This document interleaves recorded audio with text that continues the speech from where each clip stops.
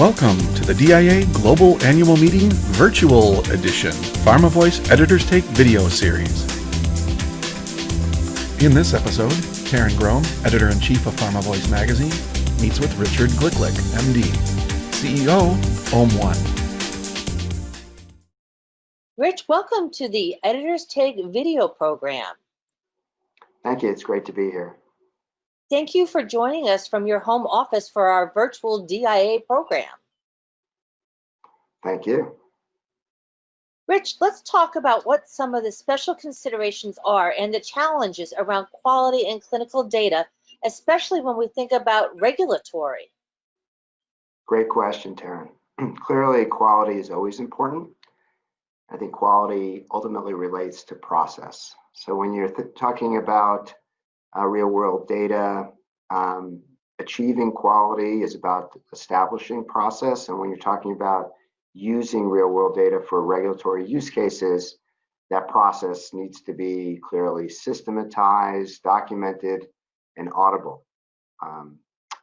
Further, from a regulatory perspective, we need to be thinking about making sure that the data that we're bringing in is relevant, meaning it relates back to the research question and it's intentionally developed or accessed for that reason, and that it's reliable, meaning that both the processes to obtain the data and the actual information that's accrued demonstrate the clear chain of transmissions and transformations that ultimately enable you to trace it back to an individual patient, in effect to be auditable.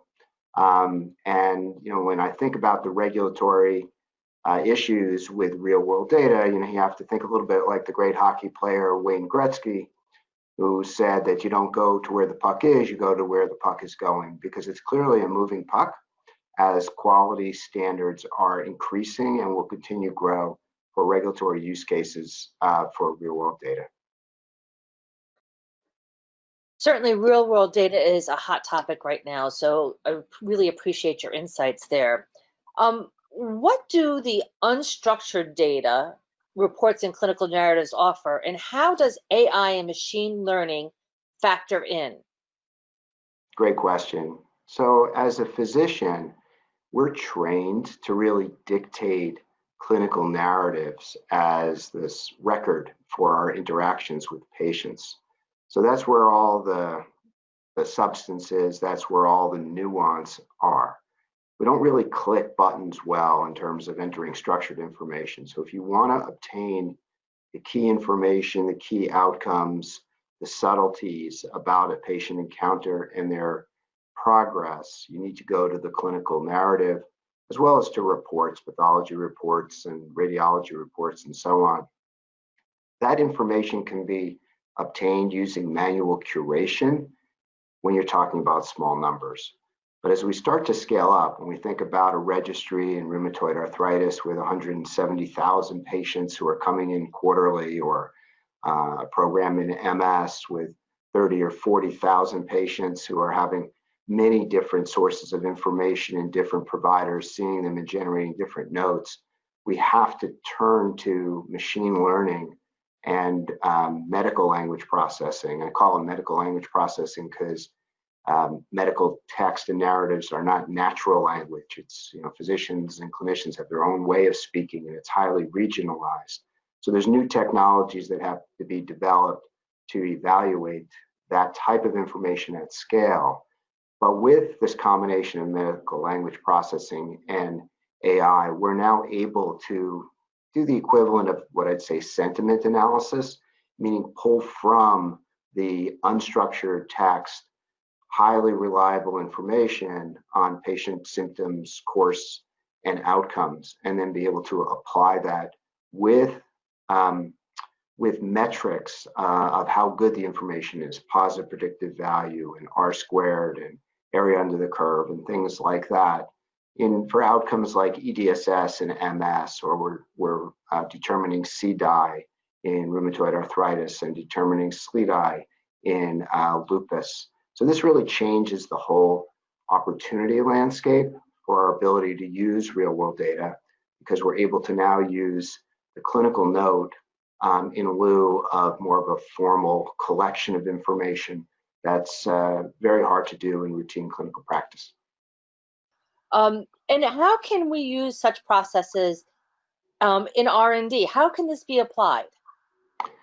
Yeah, I mean, there are an increasing number of use cases. I'd say that R&D is probably the fastest growing area of use of real world data.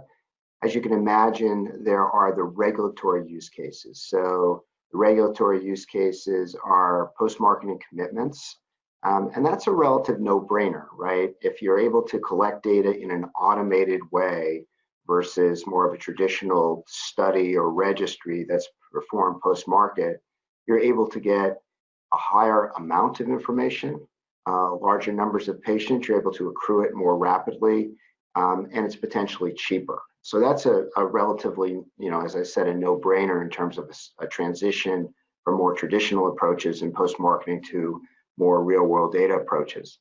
The second use case is label expansions, and that's really where we're able to see the natural experiment occurring. So there's enough off-label use of a drug or device in the market that we're able to see its impact in a particular new indication, and then that information can be applied and used in a regulatory setting as long as it's collected in that rigorous way that we described a little bit earlier. And then there's new drug approvals. That's the trickiest area. Clearly, you need at least a single arm where a patient is being put on the new drug. That doesn't exist in real world data.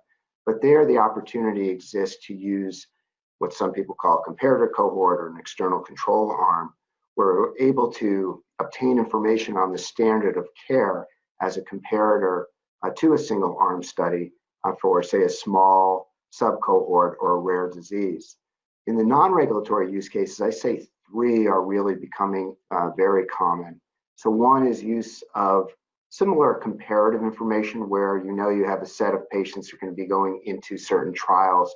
You can apply inclusion-exclusion criteria to a real-world data set and then use the resulting information that you're obtaining to better design the trial, better execute it through better planning, testing, determine how to identify patients.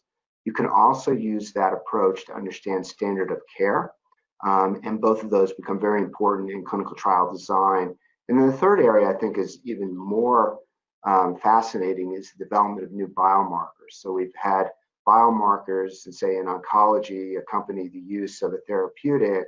But now with the opportunity to explode out what we can do with biomarkers by combining phenotypic information with omics data, and that ultimately creates a whole new reservoir of various biomarkers that can be combined with drugs for new approvals.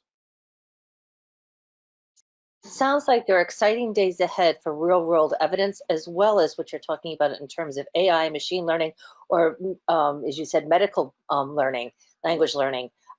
Very exciting stuff. Thank you so much for bringing your insights to our Editors Take Video program, and thank you for letting us join you from your virtual office. Well, thank you, and have a great day. For more information about OM1, visit www.om1.com.